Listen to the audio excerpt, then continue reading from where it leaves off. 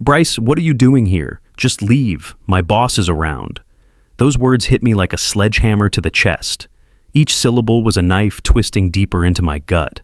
I stood there in the doorway of Chloe's office, homemade breakfast burrito still warm in the thermos container. I'd spent 40 minutes preparing at 5:30 a.m. Her favorite chorizo egg cheese combination, just the way she liked it. The same recipe Uncle Ray taught me when I was learning to cook after my old man walked out on us. Back when I was 11 and promised myself I'd never abandon someone I loved, that I'd be the husband who showed up, who cared, who built something solid. My name is Bryce Sullivan, and at 32, I thought I'd built that life. I'm about to tell you the story of how my wife destroyed me in front of a room full of strangers, and how I made sure she'd never forget what she threw away. The office had gone dead silent. I could feel every pair of eyes drilling into me. Riley from accounting sat frozen over her keyboard. Two younger guys by the printer had stopped mid-conversation. Even the receptionist who'd buzzed me in with a friendly smile just moments before now stared at her computer screen like it held the secrets of the universe. But none of that mattered compared to the look on Chloe's face. Not embarrassment, not guilt, just cold irritation, like I was some door-to-door salesman who couldn't take a hint. "You're embarrassing me," she hissed, her voice low but sharp enough to cut steel. Her boss, Mason Richards, I'd heard his name maybe 3 times in our 4 years of marriage, stood beside her desk with his arms crossed, wearing a suit that probably cost more than I made in 2 months on the construction site. He had this slight smirk playing at the corner of his mouth, like he was watching some mildly entertaining reality show. Something about the way he stood there, so comfortable in that space beside her desk, made my stomach turn. I opened my mouth to respond, but the words died in my throat when I saw it. Her hand reaching up to adjust Mason's collar, not a quick professional gesture, slow, familiar, the way she used to straighten my work shirts on Sunday mornings before we'd head out to grab breakfast at that little diner on McDowell. That same intimate motion, now directed at him while I stood there holding food I'd made with love. The thermos container felt suddenly heavy in my hands. I could see my reflection in the office window behind her, a man who looked tired, wearing the Carhartt jacket she'd bought me last Christmas, holding breakfast that nobody wanted. On my truck's dashboard, there was a photo from my construction management certification ceremony. Just me and Uncle Ray, my father's older brother, who stepped up when Dad decided his secretary was more important than his family. My father wasn't in that picture because by then he'd already chosen his new life over his old one. I remembered finding Uncle Ray collapsed in his garage when I was 13, exhausted from working double shifts at the construction company to keep our house after Dad bailed. I remembered the night he sat me down and said, "Boy, you can't control other people's choices, only your response. Never beg someone to see your worth." I set the container down on the nearest desk, slowly, deliberately. The sound of the thermos meeting wood echoed in the silent office. Someone behind me cleared their throat nervously. I looked at Chloe one more time, really looked at her, and saw a stranger wearing my wife's face. There was a luxury candle on her desk, one of those $80 boutique jobs from Scottsdale Fashion Square, way above what her salary at the real estate firm could afford. Last month, she'd come home with a designer handbag, told me it was a performance bonus, but I handle our finances. I've seen every paycheck, every stub. Their company doesn't give cash bonuses like that to junior associates. "I'll go," I said quietly. My voice didn't shake. I wouldn't give her that satisfaction. I turned and walked toward the door, each step measured and calm, even though my heart was hammering against my ribs like it was trying to escape. Behind me, I heard whispers starting already. "Did she just?" someone murmured. I didn't look back, not once. The elevator ride down felt like drowning in slow motion. My hands were shaking now, adrenaline finally hitting my system. When the doors opened to the parking garage, I walked to my truck and sat behind the wheel, gripping it so hard my knuckles turned white. The photo on my dashboard stared back at me. Uncle Ray's proud smile, his weathered hand on my shoulder. Both of us construction men who knew the value of building something that lasts. People always show you who they are eventually. We just don't want to see it. My phone buzzed, a text from Chloe. "Why did you come to my office unannounced? You made me look unprofessional." I stared at those words for a long moment. Not, "I'm sorry," not, "Are you okay?" just blame, just accusation. Just confirmation that the woman I married had been replaced by someone I didn't recognize. I didn't drive home. Instead, I pulled out of the garage and headed across Phoenix to Murphy's Tap House, where I knew my old union buddy Shane would be wrapping up his afternoon surveillance job. Shane Morrison, ex-military, now private investigator, specializing in workplace misconduct cases. He'd lost everything in his own divorce when his wife cheated with his business partner. Shane became a PI because he couldn't save himself, but he could save others. I sat in that bar parking lot for 10 minutes, engine running, trying to decide if I was overreacting. Maybe there was an explanation. Maybe I was being paranoid. Maybe. But that hand on his collar, that coldness in her voice, the expensive things she couldn't afford, the late nights at client dinners, all those little inconsistencies I'd been ignoring because I wanted to believe in us. I picked up my phone and dialed. Shane, it's Bryce. I need you to look into something for me. Shane met me at Murphy's within 20 minutes. I could hear it in his voice when I called. That recognition. He'd been where I was sitting. I know that sound, he'd said on the phone. I'll be right there. Now he sat across from me at a corner booth, beer untouched, studying my face the way he probably studied suspects. Tell me everything, he said simply. I told him about the office, the humiliation, the hand on Mason's collar. I told him about the designer handbag she couldn't afford, the late nights, the way she'd been different lately, distant, secretive, always on her phone. Shane didn't interrupt, just took notes in that small leather notebook he always carried. The handbag, I said, staring at my own untouched beer. She said it was a performance bonus, but I handle our books, Shane. I see her pay stubs. They don't give cash bonuses at her level. Shane nodded slowly. How long has this been going on? The late nights? The expensive things? I thought back, my mind racing through the past 6 months like flipping through a job site photo log. Maybe 6 months. Started subtle. An extra evening at the office here and there. Then it became regular. 4 nights a week she's working late. And the boss, Mason. She barely mentioned him before. Now his name comes up constantly. Mason thinks this? Mason said that. Mason wants the team to focus on luxury properties. I stopped, hearing how obvious it sounded when laid out like that. Shane leaned back, his expression grim. I gathered enough evidence in my own case to walk away clean, but I didn't have this chance early enough. You're smart for calling now. He paused. I'll help you, Bryce. And I'm not charging you for this. Consider it payback for letting me crash at your place after my divorce. Shane, you don't have to. I want to, he interrupted firmly. I'll start surveillance tomorrow. Give me 3 days. If there's something to find, I'll find it. He looked at me with an intensity that made my chest tight. But Bryce, once you see it, you can't unsee it. Are you sure you want to know? I thought of Uncle Ray working double shifts after Dad left. I thought of him collapsed in that garage, exhausted from refusing to be a victim.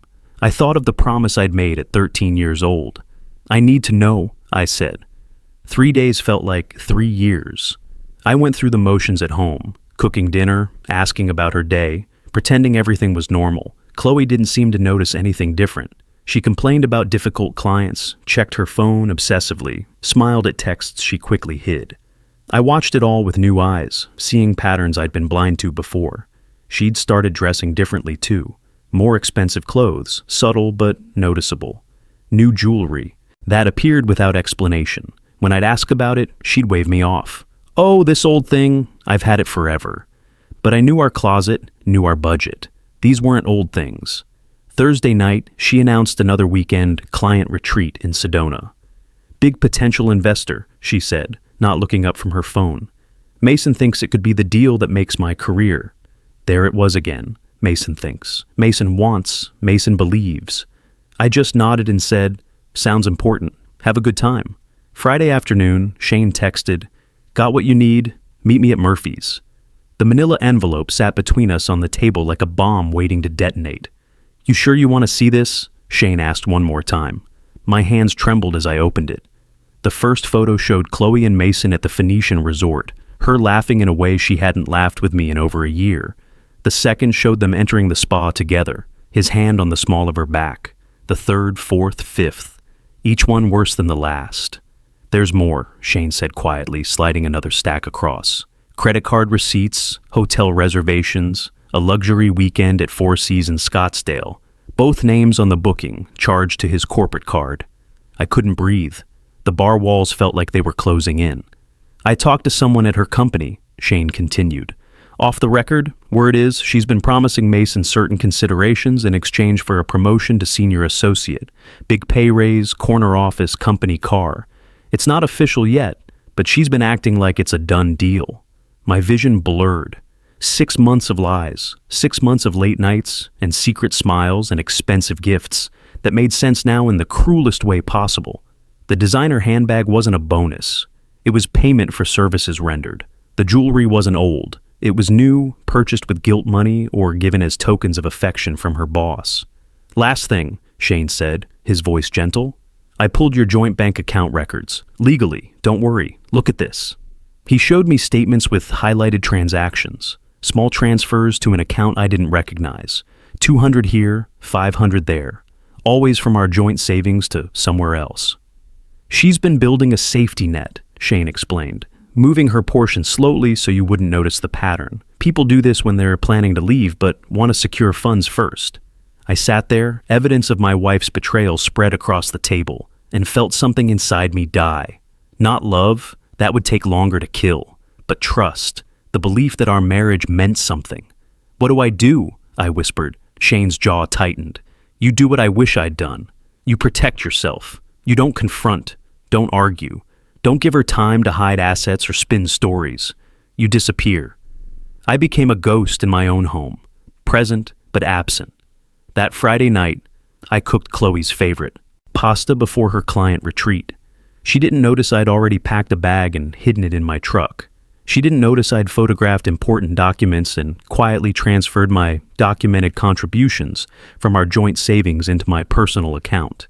She didn't notice I'd already consulted a divorce attorney who had papers ready to file. She talked about the retreat agenda, about presentations she'd have to sit through, about how exhausting it would all be. Every word was a lie wrapped in casual conversation. I just nodded, asked if she'd packed everything she needed, kissed her forehead goodbye. The taste of betrayal lingered on my lips. The moment her car disappeared down our street Saturday morning, I moved with military precision. First, I called Uncle Ray. I need to stay with you for a while. What happened, boy? I told him everything. He listened in that patient way he'd perfected over years of managing construction crews, handling crisis situations. When I finished, he was quiet for a moment. Then you remember what I told you after your father left. Don't beg someone to see my worth. That's right. Come home, Bryce. Your room's still here. Next, I hired movers, professional guys from the union who asked no questions and worked fast. By sunset, half the house was packed. My clothes, my tools, Uncle Ray's old woodworking equipment that Chloe never appreciated anyway. The coffee maker I'd bought myself. Family photos that didn't include her. I left everything we'd bought together, every gift she'd given me, every shared memory that now felt tainted.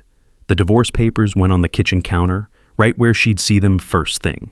Next to them, I left a single note written on my work letterhead. You chose your boss, I chose my dignity. I took one last look at our bedroom, the bed where we'd planned our future, the dresser with her jewelry scattered across it, jewelry I now knew came from another man's generosity. The life I'd believed in was as fake as her promises. Then I walked out, locked the door, left my key on the doorstep, and drove away. At Uncle Ray's house, he had chili waiting.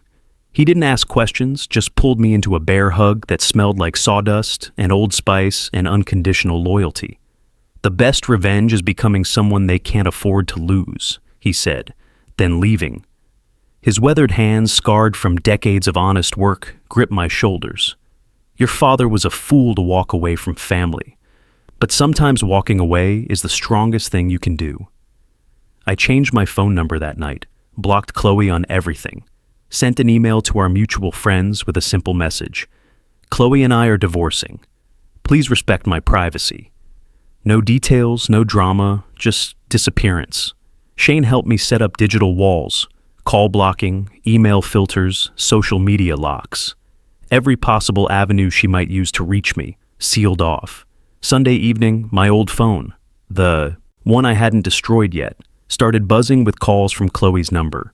17 calls in 2 hours. then voicemails, confused, angry, panicked, desperate. I listened to exactly one. "Bryce, where are you? Your stuff is gone. There are divorce papers on the counter. Is this a joke? This has to be a mistake. Call me back. Call me back now." Her voice cracked on that last word. For a split second, I almost felt sorry for her. Almost. Then I remembered the photos Shane had shown me. The intimate touches, the expensive gifts, the lies upon lies. I deleted them all and dropped the old phone in Uncle Ray's junk drawer. Chloe's world unraveled fast. I heard about it through Shane, who heard through his contacts at her company. She'd shown up to work Monday with dark circles under her eyes, distracted and frantic. She kept checking her phone, texting my disconnected number, calling people trying to find me. Her work suffered. Clients noticed her distraction. Her carefully constructed professional image began to crack. Mason had noticed too. "Everything okay?" he'd asked, his hand on her shoulder in that possessive way. She'd forced a smile. "Fine, just personal stuff." That's when Mason's mask slipped, just like Shane predicted it would. "Listen, about that promotion, corporate's restructuring, it might take a few more months." According to Shane's source, Chloe's face had gone white. "But you said next quarter. You promised." "I know what I said," Mason had interrupted smoothly. "These things take time. You understand, right?" She understood finally.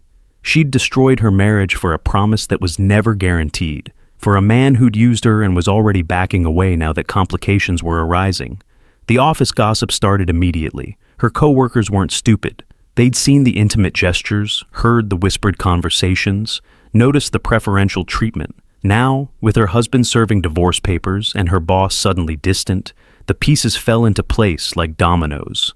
Whispered conversations in break rooms, knowing looks across conference tables, her reputation, built over years of careful networking, crumbling in days.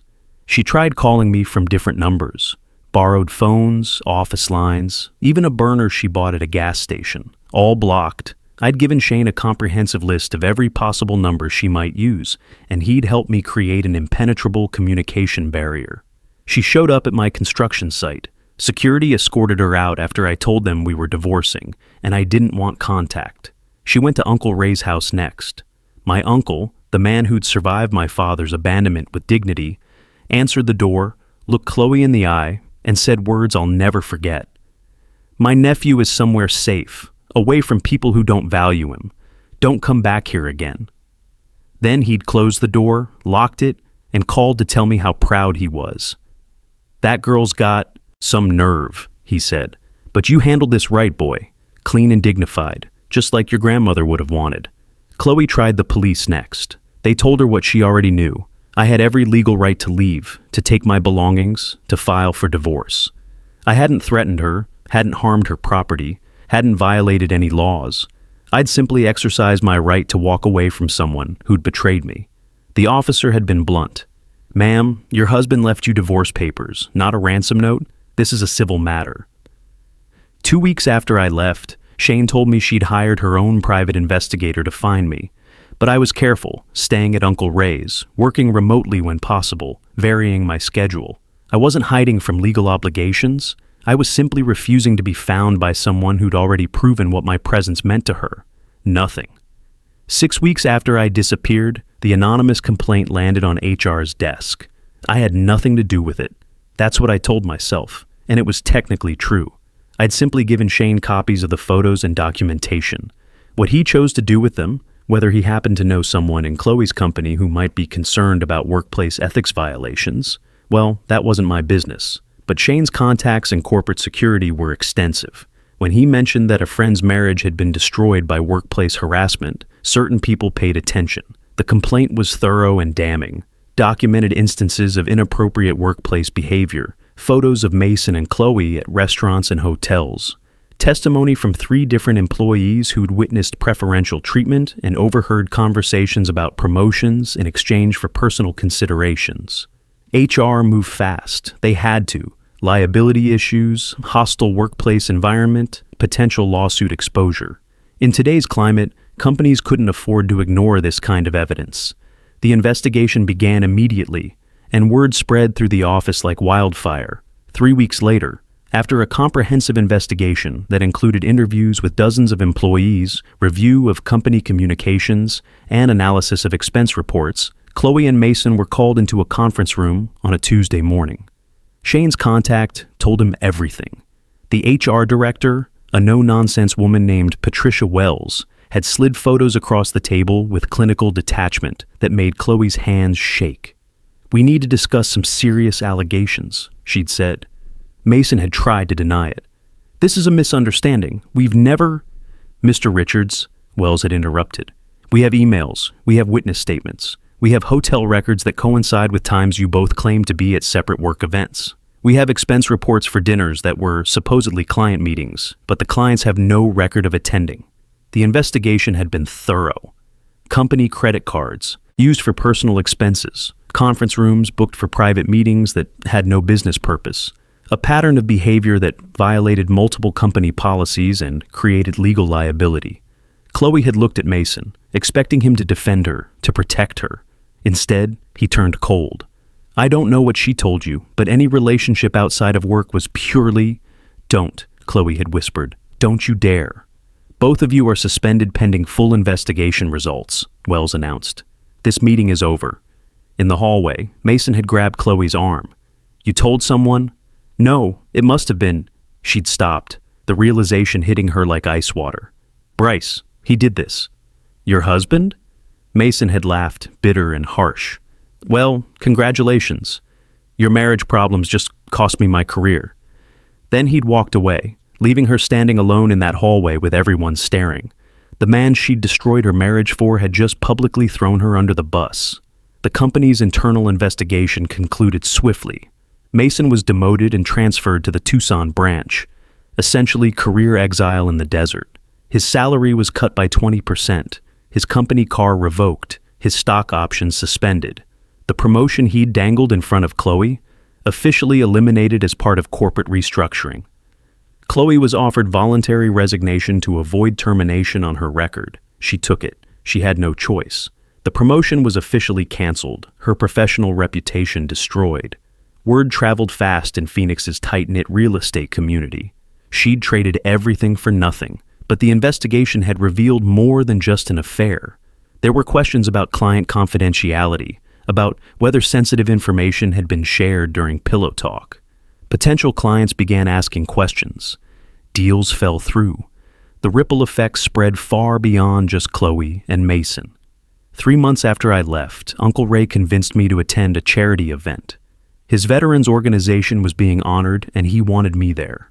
I'd spent those months rebuilding myself, therapy twice a week with a counselor who specialized in betrayal trauma, gym every morning before work, focusing on my construction business with an intensity I'd let slip during my marriage. The therapy helped, not just processing the betrayal, but understanding the patterns, how I'd ignored red flags because I wanted to believe in us, how my father's abandonment had made me hyper-vigilant about loyalty, while simultaneously blind to disloyalty in others, how Uncle Ray's steady presence had taught me what real commitment looked like. I'd gotten promoted to senior project manager, started dressing better, even began dating casually. Nothing serious. I wasn't ready for serious, but I was learning to trust my instincts again, to value my own company, to build a life that didn't depend on someone else's validation. The charity event was at a downtown Phoenix hotel, elegant and understated. I wore a new suit, arrived with Paige, a bartender I'd met at Murphy's, someone who understood healing because she'd lived through her own betrayals. She was beautiful and kind, and we both knew what we had was temporary comfort, not forever love. 2 people helping each other remember what normal felt like. I was checking out the silent auction items when I saw her. Chloe stood across the ballroom in a volunteer uniform, serving food to elderly veterans. She looked different, thinner, tired, her expensive clothes replaced with simple donated attire. Her hair was pulled back in a practical ponytail, instead of the styled waves she used to spend hours perfecting. The designer jewelry was gone, replaced by a simple watch that looked like something from a discount store. Our eyes met across the crowded room. The recognition hit us both simultaneously. Her face went pale. Mine went rigid. Paige noticed immediately. "You okay?" "Yeah," I lied, unable to look away. For a moment, I was transported back to that office doorway, holding a thermos container of rejected love. Chloe didn't approach. She just gave me a small, sad smile that held more genuine emotion than any expression I'd seen from her in the last year of our marriage. Then turned back to helping an elderly veteran find a seat. Her movements were different too, purposeful but humble, focused on others rather than herself. I watched her throughout the evening, unable to help myself. She wasn't networking or working angles or trying to impress anyone. She was genuinely helping, listening to a veteran's story about his late wife with real empathy. Kneeling down to help a man in a wheelchair reach the dessert table. Laughing warmly with the other volunteers in a way that seemed unguarded and real. "That's her, isn't it?" Paige asked quietly. "Your ex-wife?"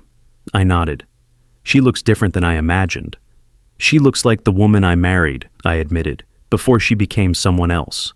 But even as I said it, I wondered if this was who she'd always been, buried under ambition and fear.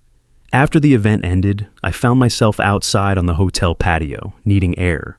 The Phoenix night was crisp, stars visible despite the city lights. That's where Chloe found me, or maybe I'd subconsciously known she would.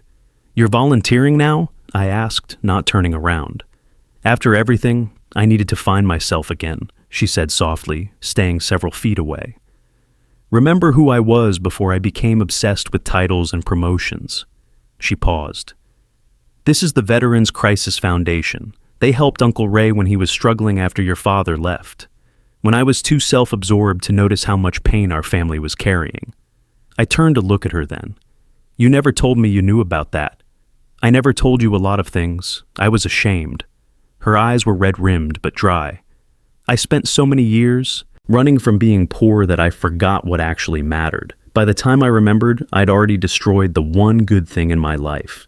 We talked for 2 hours on that patio. Really talked, like we used to in the early days before her career consumed everything. She told me about growing up in trailer parks, about watching her father give up on life, about the desperate fear that drove every ambitious decision. She told me about therapy, real therapy, not the couples counseling we'd tried before, about facing the trauma she'd buried, about realizing too late that security isn't the same as happiness. "I lost everything," she said, voice barely above a whisper. "My job, my reputation, my family's respect. Mason threw me away the moment things got complicated.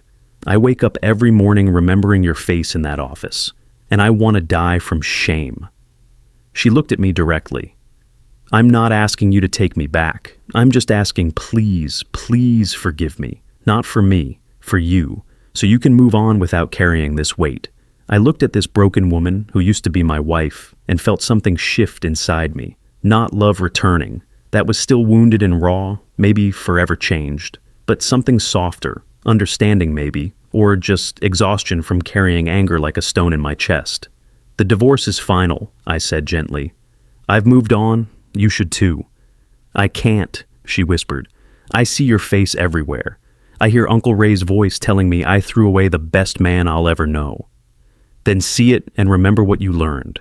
Remember that people aren't disposable. That loyalty matters, that some mistakes cost everything." I paused, thinking of Uncle Ray's words about forgiveness being a gift you give yourself.